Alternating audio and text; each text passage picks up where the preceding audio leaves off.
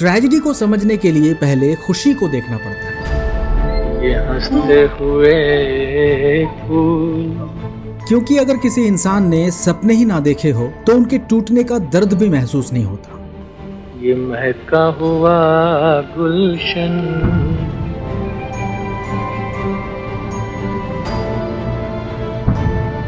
1956 तक गुरुदत्त साहब के पास सब कुछ था, जिसका सपना बॉम्बे आने वाला हर नौजवान देखता था। फिक्र तलफी करें, इतनी फुर्सत कहाँ। हिट फिल्में, अपना प्रोडक्शन हाउस, पाली हिल में बंगलो, एक खूबसूरत परिवार और इंडस्ट्री में इज्जत। बाहर से देखा जाए तो उनकी जिंदगी किसी फिल्म की हैप्पी एंडिंग जैसा लगती थी। लेकिन अजीब बात यह है कि इसी दौर में गुरुदत्त ने अपनी सबसे उदास फिल्म बनाई, एक ऐसी फिल्म जहां दुनिया एक शायर को तब तक ठुकराती रहती है जब तक उसे लगता है कि वो मर चुका है। मैं वो विजय नहीं, वो तो तब का मर चुका। मर चुका? क्या कह रहे हो तुम? होश में आओ विजय। सवाल ये है कि गुरुदत्त जब खुद इतने कामयाब थे तो उन्होंने इतनी तन्हा कहानी क्यों लिखी? और इसका जवाब उनके शोहरत में नहीं, उनकी बचपन में छुपी हुई है। गुरुदत्त के पिता एक बहुत ही रचनात्मक इंसान थे। उन्हें लिखना पसंद था, सोचना पसंद था, लेकिन जिंदगी ने उन्हें एक क्लर्क बना दिया। उनके अंदर जो कलाकार था वो कभी पूरी तरह से जी नहीं पाया और धीरे धीरे ये अधूरापन कड़वाहट में बदल गया। देंगे वही जो पाएंगे इस जिंदगी से हम। बाद में गुरुदत्त की सिस्टर ललिता लाजमी जी ने कहा था कि प्यासा का थीम असल में उनके पिता से इंस्पायर्ड था। शायद इसीलिए विजय सिर्फ एक कैरेक्टर नहीं लगता, वो उन सब लोगों का चेहरा लगता है जिनके सपने दुनिया की प्रैक्टिकल डिमांड के बीच दब जाते हैं।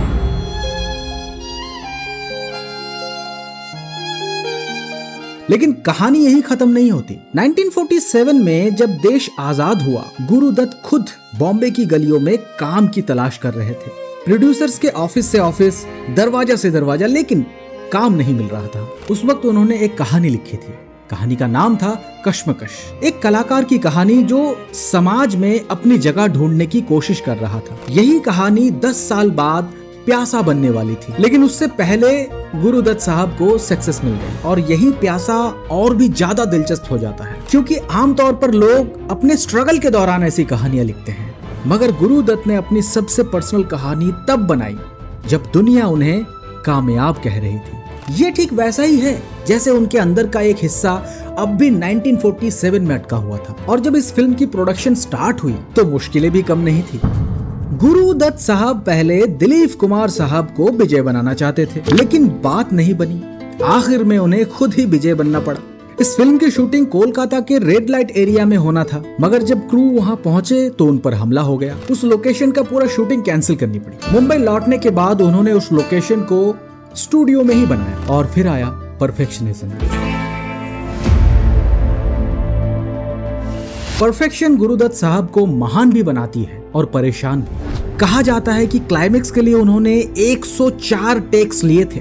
104, एक सीन, एक डायरेक्टर और एक जुनून। शायद इसीलिए प्यासा आज भी इतना जिंदा लगता है, क्योंकि हर फ्रेम में किसी फिल्म मेकर की मेहनत नहीं, उसकी बेचैनी नजर आती है। मुझे शिकायत है उस तहजीब से, उस संस्कृति से जहां मुर्दों को पूजा जाता है और जिंदा इंसान को पैरों तले रौंदा जाता है, जहां किसी के दुख दर्द पे 2 आंसू बहाना बुज़दिली समझा जाता है, छुप के मिलना है कमजोरी समझा जाता है। ऐसे माहौल में मुझे कभी शांति नहीं मिलेगी मीना।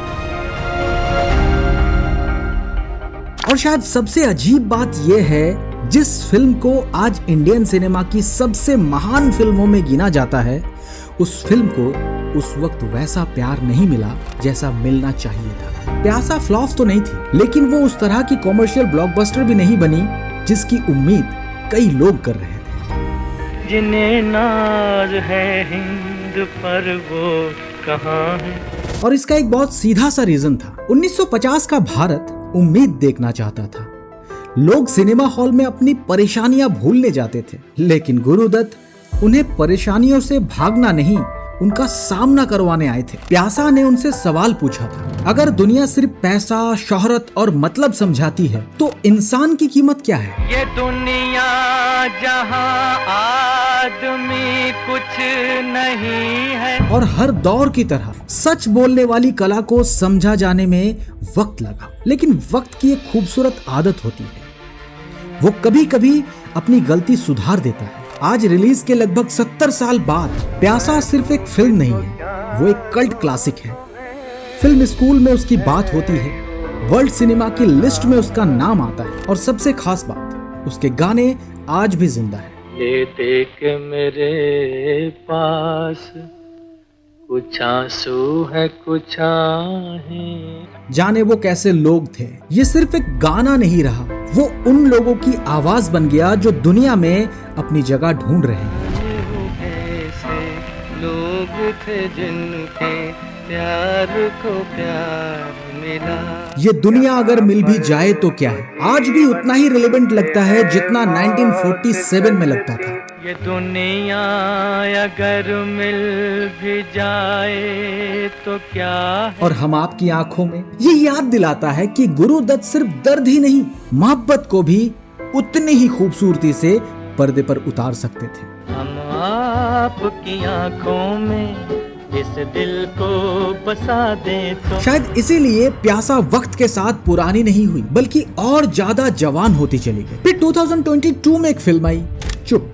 ऊपर से देखा जाए तो वो एक फिजियोलॉजिकल थ्रिलर थी, लेकिन उसके अंदर कहीं ना कहीं गुरुदत्त की रूह महसूस होती है। फिल्म बार बार एक ही बात पर जोर देती है कि कई बार समाज किसी कलाकार को उसके जीते जी नहीं समझती, उसकी कला को नजरअंदाज कर देती है, उसकी मेहनत को ठुकरा देती है, और फिर सालों बाद उसी इंसान को लेजेंड का दर्जा दे देती है। बिल्कुल वैसे ही जैसे गुरुदत्त के साथ हुआ था। चुप सिर्फ गुरुदत्त को याद करने वाली फिल्म नहीं थी, वो उन सब कलाकारों को एक ट्रिब्यूट थी जो अपने वक्त से आगे थे, जिन्हें पहले रिजेक्ट किया गया और बाद में उनकी ग्रेटनेस को पहचाना गया। जिस विजय के नाम पे आप जिंदाबाद के नारे लगा रहे हैं, मैं वो विजय नहीं। और शायद प्यासा की सबसे बड़ी जीत भी यही है, आज लोग गुरुदत्त को नहीं देखते, आज लोग खुद को विजय में देखते हैं, अपनी नाकामियां, अपने सपने, अपनी तन्हाई और अपनी प्यास। क्योंकि कुछ कहानियां सिर्फ एक दौर के लिए नहीं बनती, वो हर उस इंसान के लिए बनता है जो कभी ना कभी ये महसूस करते हैं कि दुनिया उसे नहीं समझती। A slow, depressing film, सरदर्द भरी कहानी।